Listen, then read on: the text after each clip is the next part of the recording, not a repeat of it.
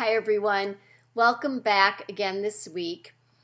This week's post is called, Do You Look at the World Through the Lens of Your Ego? So, does your ego sometimes get the better of you? I know mine sometimes does. Our egos are powerful. They can make us believe that everything is about us. They can make us feel defensive when others offer up criticism. They can allow us to believe that people are slighting us when it's actually our own insecurities. They get wounded when relationships end painfully. Our ego will make us feel separate and superior to others, and it will work to preserve its sense of self-importance at any cost. Spiritually, ego means considering oneself to be distinct or separate from others and from God. It's the opposite of identifying with the soul or with the God within us. The concept that I've talked about of we are all one. The ego fools us into becoming overly identified with our bodies, our thoughts, and our emotions. I've often heard the acronym for ego to be edge God out. And I really like that simple description of ego, edge God out.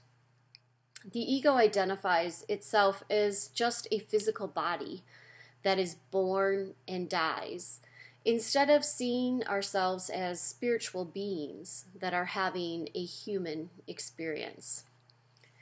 Deepak Chopra describes the ego this way. He says, the ego is our self-image, not our true self. It is characterized by labels, masks, images, and judgments. The true self is the field of possibilities, of creativity, intentions, and power. We can go beyond the ego through self-awareness, awareness of our thoughts, feelings, behaviors, and speech. Thus, we begin to slowly move beyond the ego to the true self.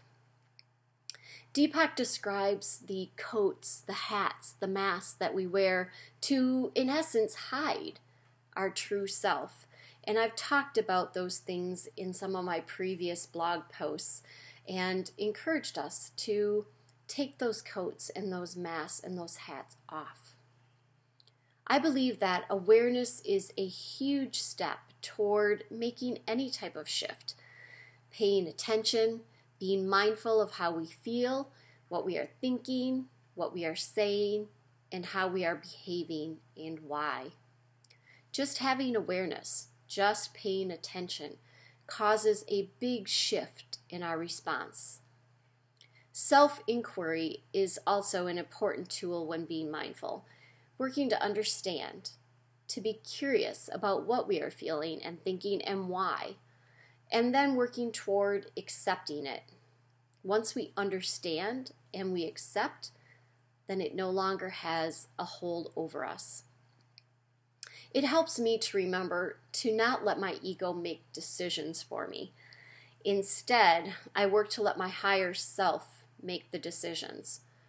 My higher self makes decisions based on love, empathy, compassion, forgiveness, gratitude, peace, and joy. It also helps me to remember to follow these guidelines. Don't be quick to judge. Instead, be quick to listen, to empathize, to be compassionate, to apologize, to forgive, to love. Don't be quick to be right. Instead, be quick to understand, to hear another perspective, to be open to a different way, a different thought, a new direction, to love. Don't be quick to bully, to manipulate, to control, or to compete. Instead, be quick to collaborate, to compromise, to respect, to partner, and to love. You don't need to be those things. You are okay. You are safe. You are enough. Take the time to pause, to connect to your higher wisdom, and don't edge God out. So what do you think? Is it possible to set aside our ego? Is ego a bad thing? Do you recognize when your ego is playing a role in your decision making, in your thoughts, in your emotions? I would love to hear your thoughts on ego and on this post. Leave me a comment or send me an email.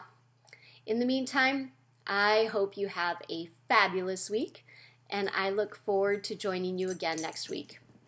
And there's my dog.